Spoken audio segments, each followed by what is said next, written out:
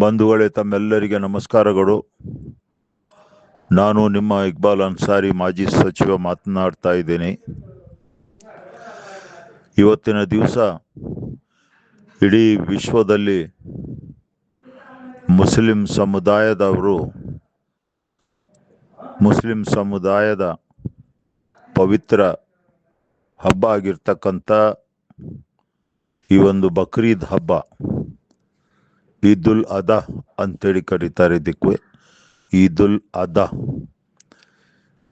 ನಾವು ಜನರಲ್ ಆಗಿ ಒಂದು ಕಾಮನ್ ಭಾಷೆಯಲ್ಲಿ ಅಂದರೆ ಬಕ್ರೀದ್ ಅಂತೇಳಿ ಕರಿತಾ ಇದ್ದೀವಿ.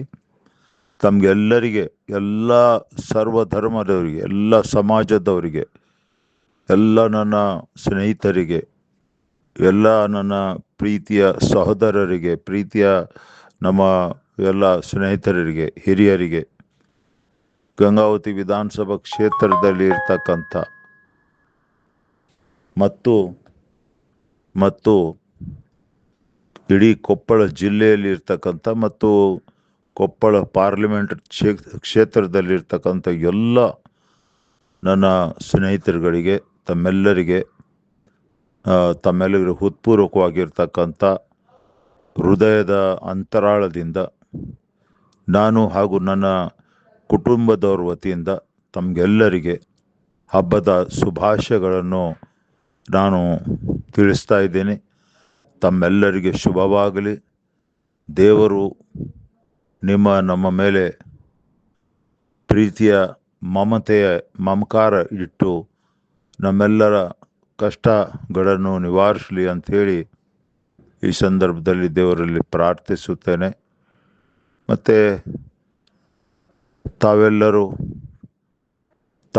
ನಮ್ಮದು ಕರ್ತವ್ಯ, ಈ ದೇಶ ನಮ್ಮದು, ನಮ್ಮ ದೇಶಕ್ಕೆ ನಾವು ಯಾವ ರೀತಿ ಭದ್ರತೆ ಮಾಡ್ಕೋಬೇಕು ಮತ್ತು ನಮ್ಮ ದೇಶದ ಒಳಗಡೆ ಇರ್ತಕ್ಕಂಥ ಎಲ್ಲ ನಾವೇನು ಭಾರತ ದೇಶದ ಸರ್ವ ಜನಾಂಗದವರೇನಿದ್ದೀವಿ, ಆರ್ಥಿಕವಾಗಿ ನಾವು ಸದೃಢರಾಗಬೇಕಾಗಿದೆ. ಅದಕ್ಕೆಲ್ಲ ನಮ್ಮ ಯುವಕರು ಹೆಚ್ಚಿನ ರೀತಿಯಲ್ಲಿ ಪ್ರಯತ್ನ ಮಾಡಬೇಕು. ಯುವಕರು ಹೆಚ್ಚಿನ ರೀತಿಯಲ್ಲಿ ಒಳ್ಳೆಯ ದಾರಿಗೆ ಹೋಗಬೇಕು. ತಮ್ಮ ಜೀವನ ಒಳ್ಳೆಯ ಭವಿಷ್ಯವನ್ನು ರೂಪಿಸ್ಕೋಬೇಕು.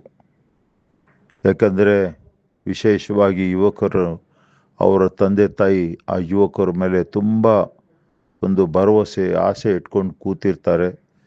ಅದನ್ನು ತಾವು ಭಾಳ ಗೌರವದಿಂದ ನೋಡಿ ಯಾವುದೇ ದುಶ್ಚಟಗಳಿಗೆ ಬಲಿಯಾಗಲಾರದೆ ನಿಮ್ಮ ಭವಿಷ್ಯದ ಕಡೆ ಗಮನ ಕೊಟ್ಟು ನೀವೆಲ್ಲರೂ ಓದ್ತಕ್ಕಂಥ ಕೆಲಸ ಮಾಡಿ, ಓದಿದ್ದಾದಮೇಲೆ ನೌಕರಿಗಳು ಸೇರ್ತಕ್ಕಂಥ ಕೆಲಸಗಳನ್ನು ಮಾಡಿ ನಮ್ಮ ಊರುಗಳಿಗೆ, ಗಂಗಾವತಿಗೆ, ಕೊಪ್ಪಳ ಜಿಲ್ಲೆಗೆ, ಕರ್ನಾಟಕಕ್ಕೆ ದೊಡ್ಡ ಕೀರ್ತಿ ತರ್ತಕ್ಕಂಥ ಕೆಲಸ ತಾವೆಲ್ಲರೂ ಮಾಡಬೇಕಂತೇಳಿ ಈ ಸಂದರ್ಭದಲ್ಲಿ ಆ ಅಲ್ಲಾಹ್ನಲ್ಲಿ ಪ್ರಾರ್ಥಿಸುತ್ತೇನೆ. ತಮ್ಮೆಲ್ಲರಿಗೆ ಧನ್ಯವಾದಗಳು. ಜೈ ಹಿಂದ್, ಜೈ ಕರ್ನಾಟಕ ಮಾತೆ.